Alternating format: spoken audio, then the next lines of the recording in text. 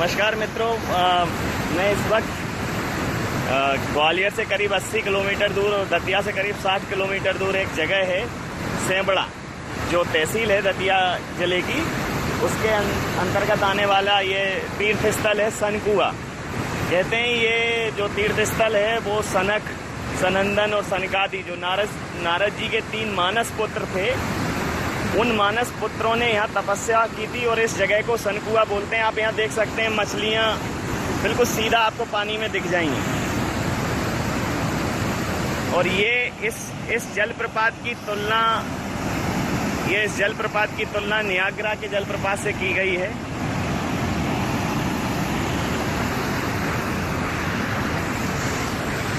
ये जो जलप्रपात है, इस जलप्रपात की तुलना एक फॉरेनर्स एक टूरिस्ट आए थे, उन्होंने इसकी तुलना नियाग्रा के जलप्रपात से की है। तो ये हम जा रहे हैं, आप ये देखेंगे, यहाँ देखिए आप ये मंदिर है, इसके अंदर नदी के नीचे मंदिर बना हुआ है। और ये मछलियाँ देखो यहाँ उड़ रही हैं। आपको दिखाता हूँ मैं, मछलियाँ यहाँ उड़ रही हैं, तैर नहीं रही।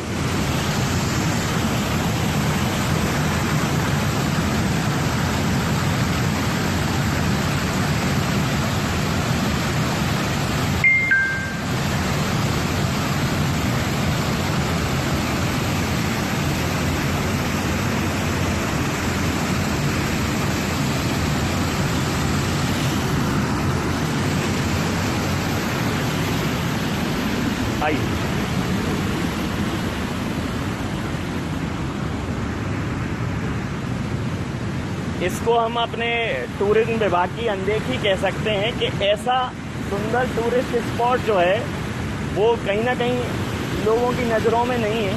और ये यहाँ का एक प्रसिद्ध, ये हमारे यहाँ संत जी हैं, उनसे पूछेंगे। ये प्रसिद्ध ये मंदिर है शंकर जी का, आप लोग दर्शन करिए। ये बहुत प्रसिद्ध महाभारत कालीन है। ये एक शिलालेख लिखा हुआ है, इस पर शिलालेख लिखा हुआ है। और ये गौमुख से इसमें पानी आता है। धीरज, आप जरा गौमुख से वो कागज निकालो। ये गौमुख से इसमें पानी आता है और ये नदी का पानी है। मंदिर नदी से कई फीट नीचे है।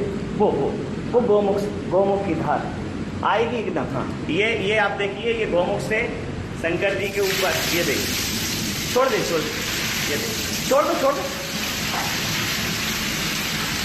ये गौमुख से ये शंकर जी का ये प्राकृतिक जलाभिषेक हो रहा है। ये आप देखिए, ये प्राकृतिक जलाभिषेक हो रहा है शंकर जी का। ये देखिए आप,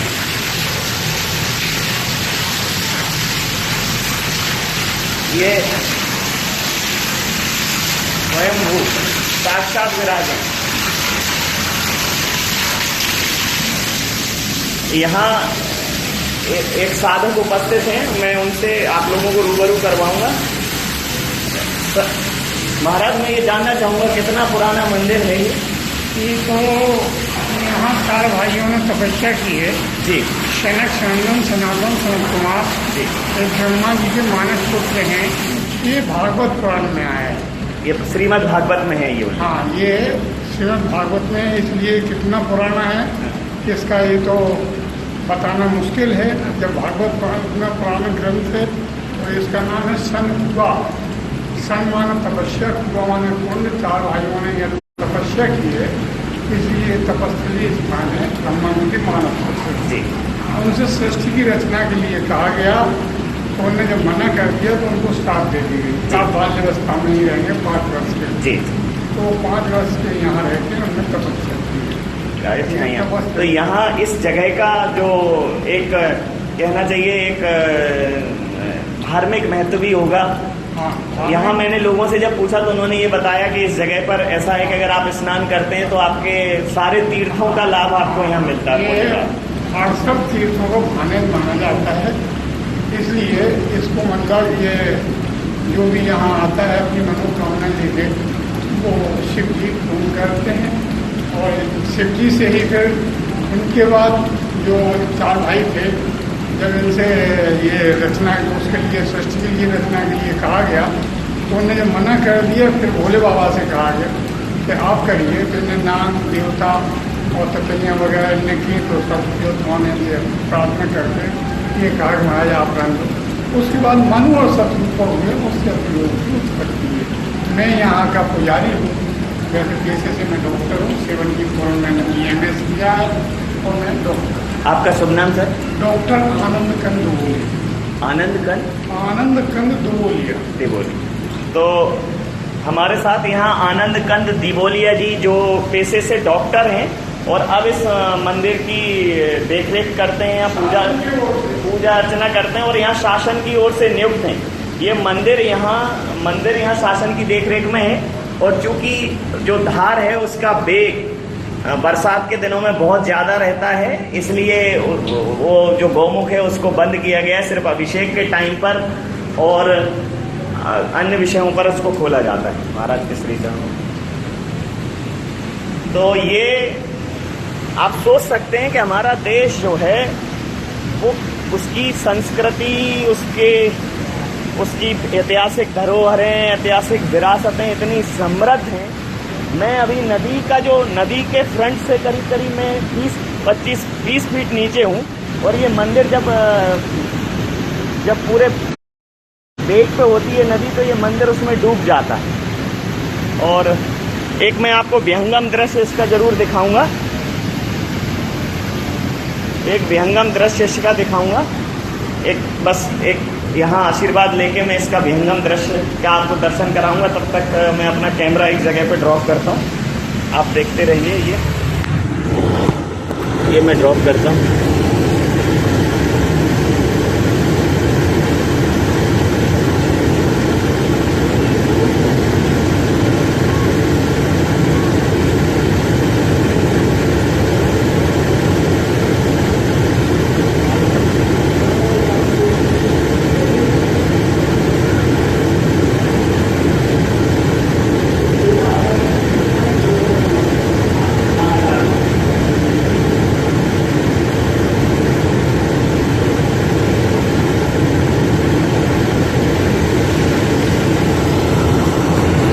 और ये मेरे साथ मेरे मित्र हैं जो ये आप देखिए, ये जलाभिषेक हो रहा है। ये जलाभिषेक हो रहा है और ये प्राकृतिक जलाभिषेक है। इस गौमुख से शिव जी के ऊपर धार गिरती है और ये निरंतर रहे। तो ये शिव जी का जलाभिषेक है ये। और ये एक विहंगम दृश्य, ये विहंगम दृश्य है। मैं इस वक्त दतिया जिले से 60 किलोमीटर दूर सेवड़ा करके एक तहसील है उसमें हूँ। और जैसा कि मुझे बताया गया था कि जब भी यहाँ अभिषेक आप पहली बार खोलेंगे गौमुख, जब भी ये गौमुख का, तो वो जो जल है वो प्रथम बार जो है शिव जी के ऊपर ही उसका जल गिरता है। और ये यहाँ बरसात गर्मी सर्दी पूरा ये डूब चुका है ये मंदिर, ये ज़्यादातर डूब जाता है और हर पानी इसके ऊपर रहता है। अच्छा, बरसात में ये पूरा डूब जाता है? खाली फिर करा है। अच्छा, जैसे खुल जाता है वैसे, क्योंकि ये उसको अब ये महाराज यहाँ जो कितनी बार बोलेंगे बंद करने के बाद पहले से पहली आपने देखा कि पहला उसका वेग बहुत ज्यादा है, लेकिन पहली धार ये शिव जी के ऊपर गिरती है। शिव जी के ऊपर ही गिरेगा। ये जितनी बार भी इस गौमुख से जो जल निकलता है वो सबसे पहले शिव की पिंडी पे गिरता है। उसके बाद चाहे उसका वेग कम हो या ज्यादा हो, ये यहाँ की एक बड़ी विशेषता है। और ये हमारे देश की संस्कृति की, सभ्यता की ये वो जीती जागती जीवंत जगहें हैं। अगर इनको अगर विश्व पटल पर सामने लाया जाए तो मैं ये समझता हूँ। अब मैं थोड़ा सा ऊपर जाके आपको दिखाता हूँ। ये पूरा मंदिर पानी में डूब जाता है। ये पूरा मंदिर पानी में डूब जाता है। ये पूरा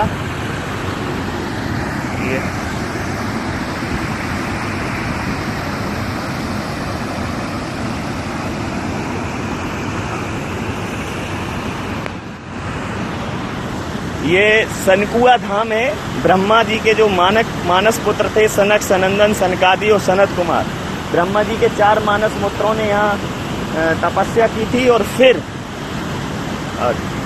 सृष्टि की स्थापना के लिए मनु और शत्रुपा ने जन्म लिया और फिर हमारी सृष्टि आगे बढ़ी।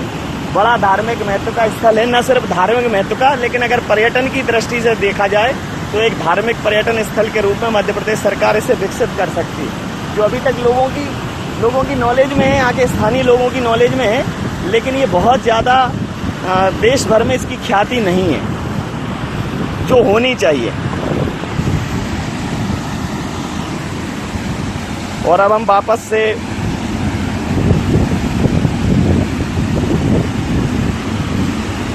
मंदिर के अंदर जा रहे हैं। ये मंदिर डूब जाता है पानी में जब बरसात ज़्यादा होती है, नदी थोड़े वेग में आ जाती है तो यहाँ पानी में ये नदी डूब जाती है, मंदिर डूब जाता है नदी में।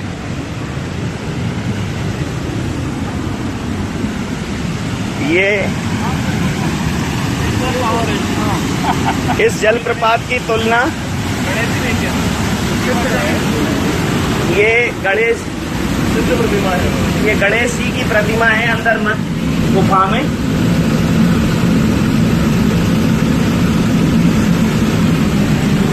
और ये जो जलप्रपात आप देख रहे हैं इसकी तुलना नियाग्रा के जलप्रपात से की है। टोटली जो है नेचुरल है, कहीं मानव निर्मित कुछ भी नहीं है यहाँ।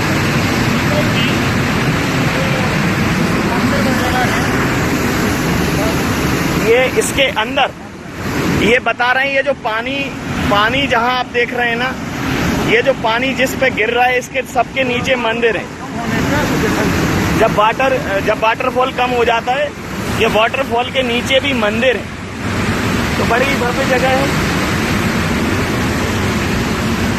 ये साफ कटिंगों का बांध डालने के बाद भी इसको निजी फायदा नहीं ले पाए। ये बताते हैं कि ये करीब यहाँ एक बांध कितने मीटर की होनी चाहिए? वो तो ये खाट जो है ये काफी एक खाट को भरने में जो रस्सी इस्तेमाल होती है उसकी 7 गुना रस्सियाँ यहाँ डाली गई, तब भी इस जगह का जो इसकी जो ठाय है कि ये इसका कितना जल स्तर कितना गहरा है, इसकी कोई अभी तक ठाय नहीं ले पाया। ये हमें पंडित जी ने बताया। शिवरात्रि पे जो है उससे वो भरी जाती है, कांवरें भरी जाती हैं। यहाँ शिवरात्रि पे लोग कांवर भी भरते हैं और फिर यहाँ कांवर भर के आसपास के जो शिव मंदिर है वहाँ जलाभिषेक होता है। और ये जो है दिवाली के 15 दिन बाद यहाँ 1.5 माह का मेला लगता है। वो शंकर जी का शादी वगैरह विवाह का माना जाता है, तो 1.5 माह मेला लगता है। आपको मैं हमारे साथ मैं आपको दर्शन कराता हूँ। ये गणेश जी हैं।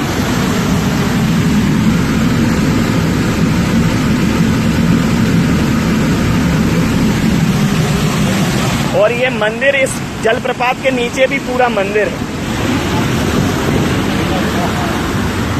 और ये जो बताया था कि ये पूरा मंदिर डूब जाता है, एक बार और मैं शिव जी के आप लोगों को दर्शन कराता हूँ।